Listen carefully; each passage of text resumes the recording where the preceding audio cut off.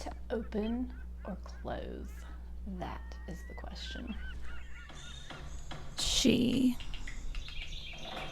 names the sky her own. Good morning and welcome to Lost for Words. I'm Sarah Woods, and today, sadly, we're going to be taking our last dive into the poetry of Maya Angelou. Even my dog is sad. So next week when I come back, we will be exploring a new poet. And if you wait till the end of the video, I will share with you who that poet is.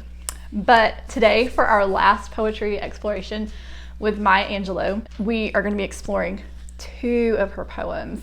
Each of these poems describes a woman, and they're going to be very fun to compare and contrast because these women that she's describing in these poems are very, very different. So let's go ahead and get started. The first poem that we're going to read is called Licken, and this one I'm going to put up on the screen. It's on page 94 in Maya Angelou, The Complete Poetry. Okay, ready? She was afraid of men, sin, and the humors of the night. When she saw a bed, locks clicked in her brain. She screwed a frown around and plugged it in the keyhole, put a chain across her door, and closed her mind. Her bones were found around 30 years later when they razed her building to put up a parking lot. Autopsy read, dead of acute peoplelessness. Okay, so that's poem number one. So here we have this woman. She says she was afraid of men, sin, and the humors of night. Sorry, this is driving me crazy. When she saw a bed, locks clicked in her brain. She screwed a frown around and plugged it in the keyhole, put a chain across her door and closed her mind. Her bones were found around 30 years later when they razed her building to put up a parking lot. Autopsy read, dead of acute peoplelessness. So in this poem, we have this woman who has completely closed herself off, locked the door, shut the blinds,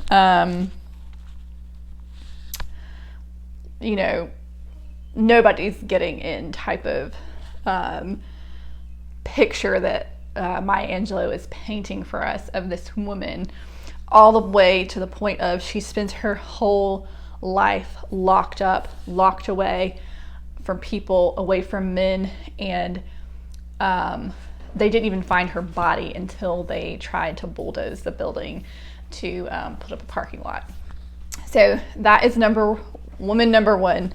And so the next poem I'm going to read, I haven't decided if I'm going to actually type this one out and put it on the screen yet. This is one of her more popular poems, and I would highly recommend going and looking this poem up and listening to Maya Angelou recite this poem herself, because listening to this poem in her voice is incredibly inspiring and fills you with this kind of excitement and inspiration and courage and worth and dignity. It's just a great poem if you are needing to be reminded of your beauty, reminded of your worth. And so here is Phenomenal Woman, and this is on page 126. I'm pretty sure I'm just going to read this one to you and not put the words on the screen, but I will put it in the description below if you would like to click and pull that down. Phenomenal Woman. Pretty women wonder where my secret lies. I'm not cute or built to suit a fashion model size. But when I start to tell them, they think I'm telling lies.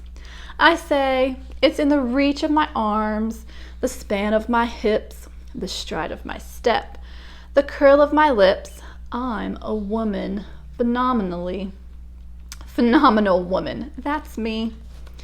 I walk into a room just as cool as you please, and to a man the fellows stand, fall down on their knees. Then they swarm around me, a hive of honeybees. I say, it's the fire in my eyes, and the flash of my teeth, the swing in my waist, and the joy in my feet. I'm a woman, phenomenal woman. That's me. Men themselves have wondered what they see in me. They try so much, but they can't touch my inner mystery. When I try to show them, they say they still can't see. I say, it's in the arch of my back, the sun of my smile, the ride of my breast, the grace of my style. I'm a woman, phenomenal woman. That's me. Now you understand just why my head's not bowed. I don't shout or jump about or have to talk real loud. When you see me passing, it ought to make you proud. I say, it's in the click of my heels, the bend of my hair, the palm of my hand, the need for my care. 'Cause I'm a woman, phenomenal woman. That's me. So there we go. That is poem number 2. So Phenomenal Woman, I feel like, is one of her more popular poems. Probably if you've heard much of Maya Angelou's poetry before, this is probably one of the ones you've heard. And if you're a woman, you probably are like, oh, it makes me feel so good inside when I read this poem. This poem is written from the perspective of I. It's saying, I'm not cute or built to suit a fashion model size, but when I start to tell them, they think I'm telling lies.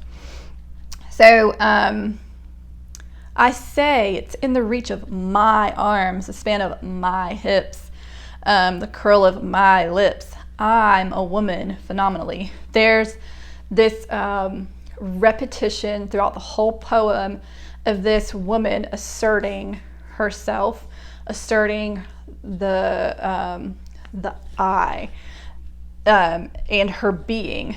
And she's saying, I am a woman, and I'm not just a woman, I'm phenomenally a woman.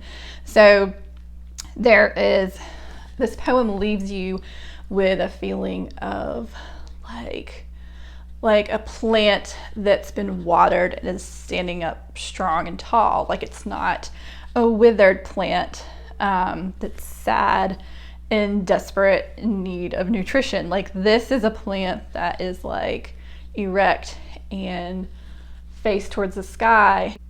Yes, and so here we have this woman who is like, my secret isn't like it's what makes me phenomenal isn't that I'm the perfect size or like a fashion model or like, this ideal looking woman.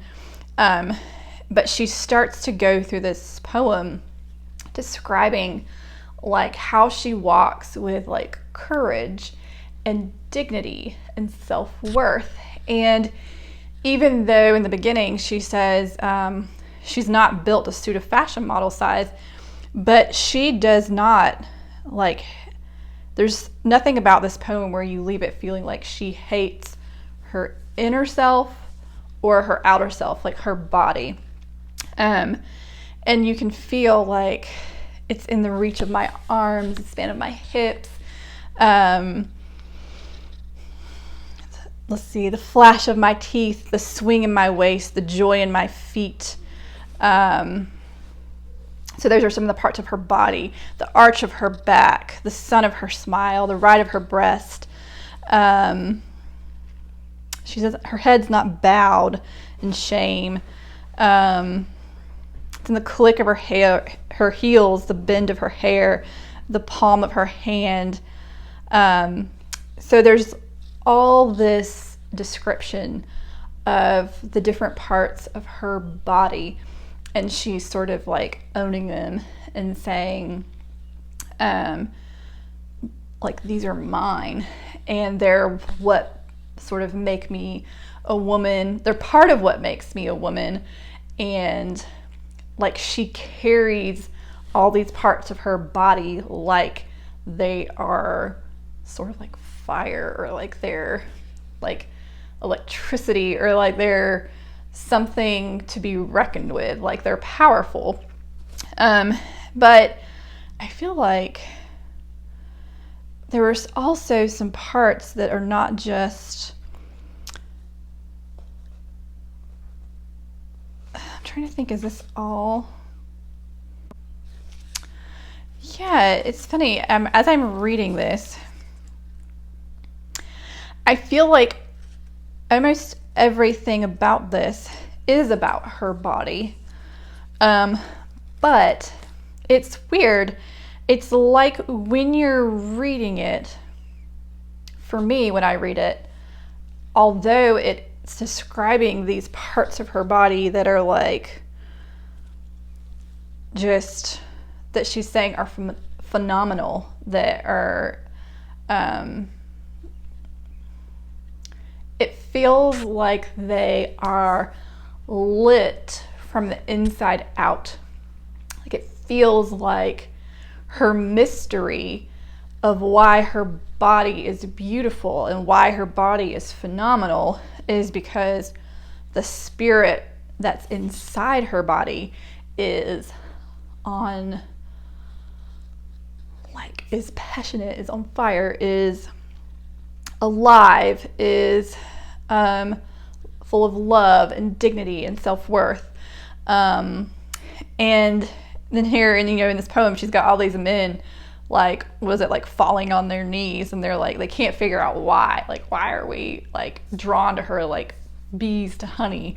And she's describing all these things that have to do with her body. But for me, when I read this, I'm like, she might be like telling me about what's phenomenal about her body, even though it's not the ideal body. For me, what I feel when I read this poem is a woman who's very much alive inside her body. And it's like that life that's burning inside of her that suddenly makes her hand or her wrist or her hips all of a sudden have more meaning, if that makes any sense. Okay, so let's switch back over to the other poem. It's on page 94. It's Chicken Licken. No idea why she called it Chicken Licken. So we go back to this other one. So in the other one, it's from the perspective of I, and she's phenomenal, and men are just like groveling at her feet, is what it sounds like. So this other woman, this is not written from the perspective of I. It starts off with, she was afraid of men. So I don't know who Maya Angelou was talking about when she wrote this poem. If she had seen a movie, if she had a friend, or if she's hiding herself in this poem, I don't know. But starts off, she was afraid of men, sin, and the humors of the night. When she saw a bed, locks clicked in her brain.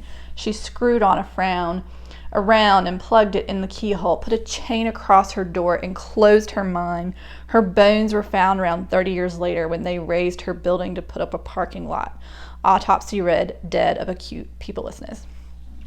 So to me, when I like take these poems and sort of like push them together, I feel like you get a really cool contrast of one woman who is sort of like walking about the world with her like chest open and her spirit open and her spirit treasured and her body treasured, and she sort of walks like she belongs in the world, and she's not afraid of the world, and she's not afraid of men. But this other woman, the very first sentence was, she's afraid of men. It sounds like she's afraid of men. She's afraid of the humors of the night. I'm guessing she's afraid of sex. When she saw a bed, her locks clicked in her brain. So you get this picture of a woman that when she encounters men, that everything in her body and in her mind starts to shut down and lock shut. And for her, it almost feels like there is something so unsafe about the world outside her door. Like, you almost wonder, I'm like, what happened to this woman that made her retreat, to this room or to this apartment, to this room where she locked all the doors, shut all the blinds, and hid herself from the world for the rest of her life. So when you compare and contrast these women, there's one woman walking about the world like she belongs in it and she's not afraid of it, and like she has something to offer the world. This woman, something happened that caused her to retreat. Something happened that caused her to be afraid of men. Something happened that when she saw a man, when she saw a bed, when she thought of sex, that everything in her shut down and stopped being courageous, stopped being open. And so I feel like with this picture, like the other woman, we get this woman that's like alive, vivacious, and full of spirit, like this tall, beaming plant.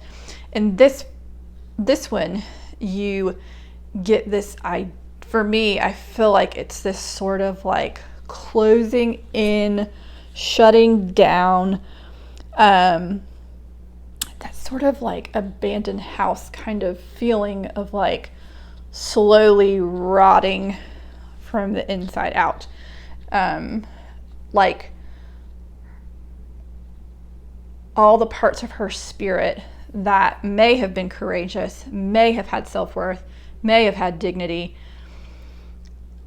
have decided like the world is not a safe place. Men are not a safe place. I'm going to retreat. I'm better off to lock myself off from all of this and keep myself safe. That safety seems like it was more important for this woman here. And so over here we have this phenomenal woman who's just like blazing through life, like this like intensity and beauty. And then over here we have this woman retreating and sort of disintegrating and hunkered down to keep herself safe. And she, it's almost to me like she started dying the moment that she closed herself off. And like her whole living experience was like almost like she lived her life dead and away from people. She said Autopsy read dead of acute peoplelessness. That inability to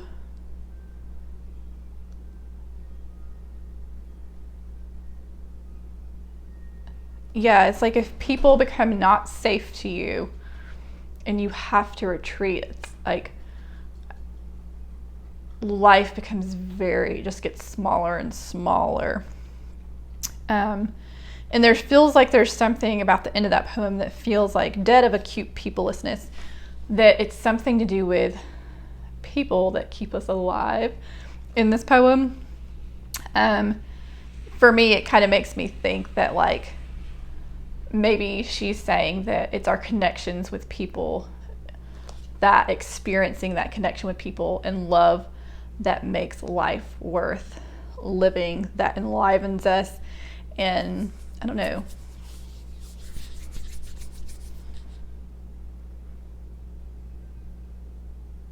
Yeah, but I think I'm going to stop there. So I don't really know where I want to go with that, except I wanted to show the two beside each other so you could look at the differences. Makes me wonder, I'm like, are both of these women Maya Angelou? Could she have possibly experienced both of these extremes? Are they about somebody else that she was watching? Is it what she was she one of these but wanted to be the other, or was she I don't know, like you never know like what perspective she might have been coming from when she wrote both of these. And I guess I'd be curious if you think one person, if it's possible for a person to go from this chicken licking poem idea of a woman that's closed off, shut down, locked in, sort of wasting away, if it's possible for that woman to move over into the world of the phenomenal woman. Like, is that even possible? Anyway, that is all. We're gonna stop there. And I told you I would tell you our next poet. Next week, when we come back, we are going to be exploring an Instagram poet who's become quite famous, and her name is Rupi Kaur. I feel like she's also a little bit controversial because I feel like people either like love her poetry or really don't like her poetry. So I'm like a little bit excited to dive into that and see what kind of fun stuff we can get into. Anyway, thanks for joining me. Hope you have a good week. Goodbye.